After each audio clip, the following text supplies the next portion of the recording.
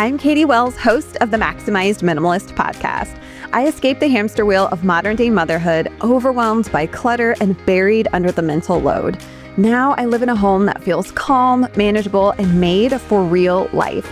I have margin in my days, energy for who matters most, and time for slow mornings and silly dance parties in the kitchen with my family. With over 5 million listens, the show has helped women around the world turn their homes into their happy place. Around here, we simplify for more peace, more presence, and more joy. We choose grace over guilt and progress over perfection. And we believe your home should give back more than it takes. I'm here to help you do the same. Come along with me and my guests as we share the real stories, habits, and strategies that help you lighten the load from the inside out. Pull up a seat, friend, and let's do this together. Ready, set, simplify. Hey friend, welcome back. I want to talk about something that comes up really often, whether it's conversations with my just friends in my personal life or my one-on-one clients. And I certainly know I've had this question before, and that is how to get the other adults in your home on board with decluttering. So before I go any further, I want to name something. Every household is different, and maybe your partner doesn't seem to notice the clutter at all. Maybe they help you out, but you'd love them to take more ownership, or maybe they're willing, but just don't know where to start. Or maybe you're not even thinking about a partner right now. You're thinking about like a roommate, an older kid, or another adult in your home. So wherever you're at, this episode is for you. These are strategies that help create more shared responsibility and less of that "it's all on me" feeling, no matter where you're starting from. By the way, if you're new here, hey, what's up? I am Katie. I'm a declutter expert, author, and someone who spent years drowning in clutter before figuring out what actually works. And this podcast is where we have honest conversations, share practical tools you can use today, and take a holistic approach to decluttering so your progress actually sticks. Welcome. All right. Before I get into it, I want to remind you that my book, Making Home Your Happy Place, a real life guide to decluttering without the overwhelm, comes out in a few weeks on February 17th. And chapter 10 goes deep on this exact topic. So including how to set up your environment so follow through actually happens, how to have calm conversations that help create buy-in, and how to figure out what's actually yours to manage versus what's shared. So if this episode resonates with you, the book takes it even further. Okay, let's get into it. I want to start off by telling you what didn't work for me with my husband, Andrew, because honestly, I feel like there's a lot of opportunity for growth when we address and just really quickly understand what doesn't work. So we don't just keep repeating the same thing and expecting different results, right? Because I tried a lot of things before things started to move the needle with my husband, Andrew. So early on, I hinted, I sighed, I made comments under my breath, hoping he'd just get it. Then I started nagging. Then I started reminding him over and over about the same things, which really just made me feel like a manager that he never asked for. And at my most frustrated, I was like, do I just give ultimatums? If you don't deal with this by Sunday, I'm doing it myself, or I'm going to throw all this out. None of it worked. And honestly, it just created so much tension between us. So if any of that sounds familiar, you're not alone. And there are some better ways, which we'll talk about. Number one, here's what started to change things for me. I stopped trying to get Andrew to care about clutter the way I cared about it.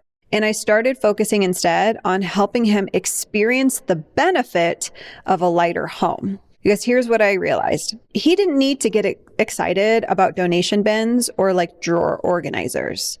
That was never going to be his thing, but he did care about how our home felt and how he felt inside it. He cared about ease. He cared about us not arguing over chores. He cared about how long it took to do chores that he was contributing to. He cared about being able to relax when he got home at the end of a busy day, as did I, right? So the shift for me was realizing the goal wasn't to make him care about decluttering and trying to reason my way there with nagging. The goal was to help him feel what was possible on the other side. And That happened naturally over time. So I focused on my own stuff first. The kids' toys in the living room as well. So shared spaces, the kitchen counters. I'm telling you, when Andrew saw me coming down the stairs with 2 black garbage bags filled with clothes from like my early 20s and even high school, he was like, oh, Katie's serious, because I was great at identifying and nagging him about his clutter. But as they say, when you're pointing at someone else, you have 3 fingers pointing back at you. But I didn't want to tackle my own horribly cluttered closet. And then, I was like, okay, well, let's just focus on what I can control, my own stuff. And then that eventually led to these shared spaces. And slowly the house started to feel different. Cleanup got easier. We argued less over whose turn it was to pick up the toys. By the way, it used to take us 30 minutes to pick up the toys in the living room. Oh my gosh, it stresses me out just thinking about it. There was so much less friction in our daily routines. And by the way, just a little disclaimer, it didn't go from 30 minutes to like 3 minutes in a day. This is like phases of decluttering, doing micro clutter audits as I could, doing 25 to thrives as I could, right? I had to do it sustainably for my busy life, working 40, 50, 60 hours a week. So I know we all think like, oh, it was just this, like I waved a magic wand and I went from 30 minutes to 3 to pick up toys, but it was just like this evolution. Okay. And I don't think that's talked about enough. I think we're used to the HGTV show before and after home makeovers. Like Mary Poppins magic isn't real and that's okay. We can still have easier to manage homes. So just throwing that out there for whoever needs to hear it. I know some of you do. Okay. So there was so much less friction in our daily routines, just months into me approaching clutter with this holistic decluttering philosophy lens we talk about here. And because it was in shared spaces, Andrew felt that, right? When he experienced what it was like to live in a home that just worked better, that maybe instead of 30 minutes to do toys, it took 20. And then the next week it took 15, right? What are we doing with that extra 5-10 minutes? We're not arguing. We're doing stuff we want to do. We're chatting about our days. We're watching Seinfeld. We are planning out our next vacation, like literally anything. And he felt less stressed in our house. The moment like the light bulb went off, he was like, oh my gosh, it actually feels good to come home. I was like, okay, yeah, like I'm glad you feel it too. It's not just me. And there was no amount of like words I could tell him to get him on board. He had to feel it. And maybe your adults in your home have to feel it too. Kids too, right? So if you're wondering where to start, like truly where to start with actions, I think there is power in starting with your own stuff. Again, what you can control, or shared spaces. Again, because your partner or adult's going to see and feel that if they spend time in that space too. So again, showing is more powerful than telling. And when you clear the kitchen counters and suddenly there's room to prep dinner without moving a pile of stuff, assuming your partner's cooking, like they're going to notice that. When the coat closet isn't stuffed and hanging something up is actually easy, your partner's probably going to start putting his hat and putting his bag and putting her stuff away, right? When the morning routine gets smoother because things have homes, everyone tends to feel that. So you're not doing this to prove a point or keep score. We used to keep score all the time. Andrew and I are much better about that. We'd be like, well, I did it last week and it's your turn. And oh my gosh, it was so stressful. We still do that every once in a while, even though we don't have so much clutter to combat. Like it's just the reality. I'm maybe a little immature. I will acknowledge that. But you're doing it to create this calmer environment that benefits everyone, including you, of course. And that's what opens the door often for others to get more involved. Another thing that made a real difference was throughout the journey, sharing my big why with Andrew. And again, I was so convinced if I just said the right thing, he would get on board. Like, we need to do this and here's the plan and this, that, and the other. It wasn't working. So I was like, why don't I just share my heart? Why don't I just let him in on why this matters so much to me and why he sees me some nights at the end of the night doing 25 to Thrive declutter sessions instead of watching Seinfeld or while Seinfeld's on in the background, right? Your big why is your reason you want to simplify your life. And it's called a big why for a reason. It's not just because I want an easier home to live in, or I want more peace, or I want like I don't want chores to take so long.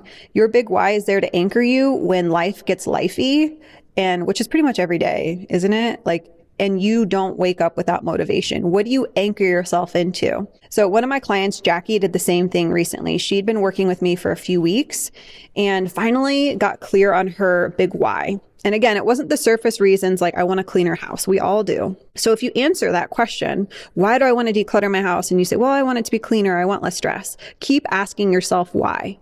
Keep asking yourself why. Then answer it again. Why? Why do I want that? What would that mean for me if I had less stress? How would I show up in my day with less stress or anxiety? Right? So she identified what the clutter was costing her, what she was craving on the other side. And I encouraged her to share that with her husband. Not as a means to convince to onboard him. Again, I think we just need to declutter that expectation. It's just to let our partners in and find some understanding. She went into it with zero expectations. She just wanted him to understand why she was investing her time and energy into the work. And she said something changed. She told me later, she messaged me. She said it was really eye-opening for him when she shared that. She's like, I had no idea. Like he just didn't understand. But she said he didn't realize how much the state of their home had been weighing on her. And once he understood the impact and what they were working towards, it became more important for him too. And that looked like in that particular season, he was working full time. He traveled a lot. So he couldn't take a ton of action per se, declutter with her, for example, but he could support her from the side. He could follow through with the kids. He could focus on his own spaces when he was back from traveling. And when he got back from traveling, they started doing a little decluttering together in those shared spaces. They'd put on music. And what started off as her thing eventually became their thing and something they actually enjoyed doing together. Yeah, some days it felt like drudge work, right? It's never all unicorns and rainbows, but like the fact that they were doing it together in a way that made sense and it went with everyone's capacity. I think that's important. Your partner might not have the capacity or ability right now to declutter a bunch, but sometimes even, and I told Andrew this, like I want to be acknowledged. I am investing my time and energy into this because I know the return on investment is more like, it makes me cry. It's more than like anything, what decluttering has given me and what I'm like, even weeks and months in, I noticed the impact, right? Just like he did. And I said, listen, you might not have the time to declutter and we can do clutter audits here and there. That's great. It's moving the needle. You can run to the donation center. That can be how you support me. But I also shared with him, in addition to my big why, is I want to be acknowledged. Like, please just tell me, wow, Katie, you might feel it. You might think it, but I need you to tell me, Katie, like, girl, the house is, well, he wouldn't say that. Katie, like, oh my gosh, the counters look so good. Thank you for doing that. Literally, that's it. All I wanted to hear. If you've read the 5 love languages, is it 5? If you've read that book, by the way, game changer. That like early on in my relationship with Andrew, when we were dating, I was a teenager. I was like, what's wrong?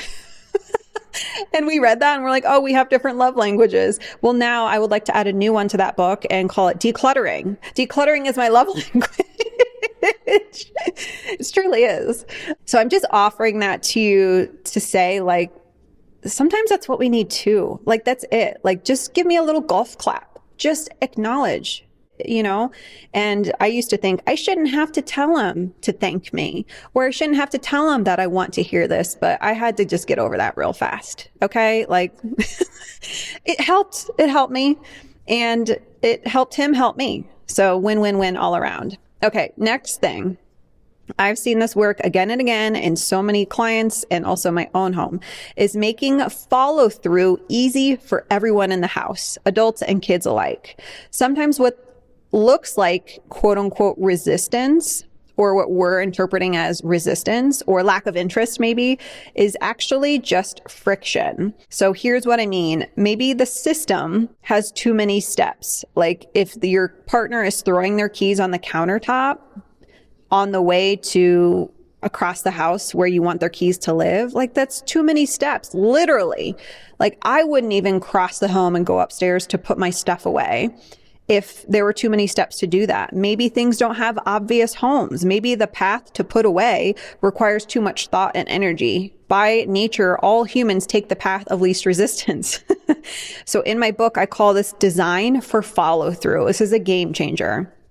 And instead of, again, trying to nag our way and like convince people to change around you, it's about setting up our physical environments to support better habits and follow through what we want them to do anyway.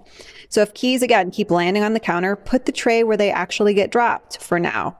If shoes pile up by the door, add a basket right there. If you want people to let go of stuff more easily, put a donation bin somewhere visible and just say like, hey, toss anything in here you don't need.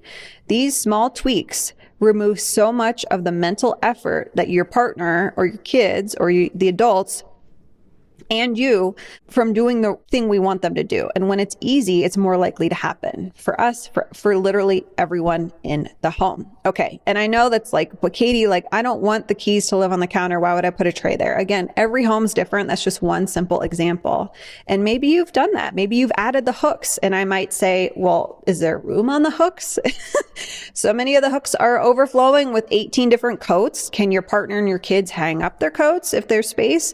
No, that's why they're getting dumped on the shoe bench instead, right? It's not the whole point I'm making here. And there's always going to be someone that says, well, you don't know, like they just don't care. Yes, bad habits die hard. We're not going to discount that. But one thing I know and really fully believe in after doing this for, I don't know, a long time now, 7-8 years, is that we are so intricately connected to our physical environments. So what does that mean? We feel better when we simplify. We feel bad and we feel burdened and anxious and depressed or stressed when there's too much noise in our house, too much clutter. We also can be influenced by our environments on a taking action standpoint, not just mental standpoint. So again, think about that as you look around your house today and you're looking at different pain points. My kids never put this away. Why is this always falling on me? And say, can I design for follow through? Again, chapter 10 in the book goes deeper into that. All right. Here's what I want you to take away from today, my friend. Getting your partner or adult on board isn't about convincing them to care about what you care about. Think about a time in your life, maybe it was December, where you didn't really care about decluttering. You know, that's just the reality of it. Maybe it was last year. There was a time in your life where you weren't super interested in it. And it's about helping them experience the benefit. Like we talked about, it's creating an environment that helps make follow through easy and taking action easy.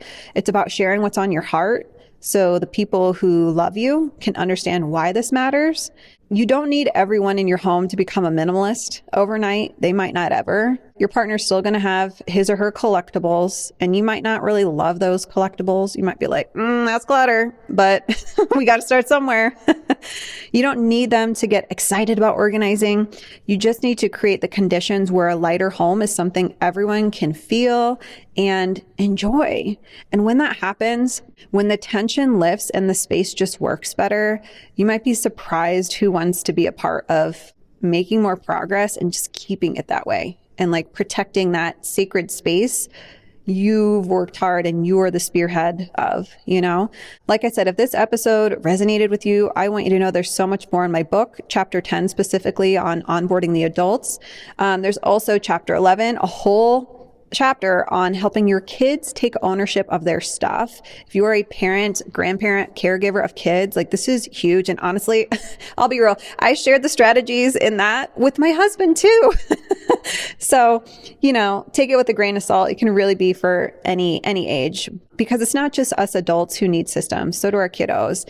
And beyond that, my book covers my entire approach to holistic decluttering. I walk you through the 4 types of clutter, because not all clutter is created equal, y'all. There's superficial, scarcity, sentimental, and identity as like the 4 main groups of clutter we talk about. And each one needs different tools in order to help you let go.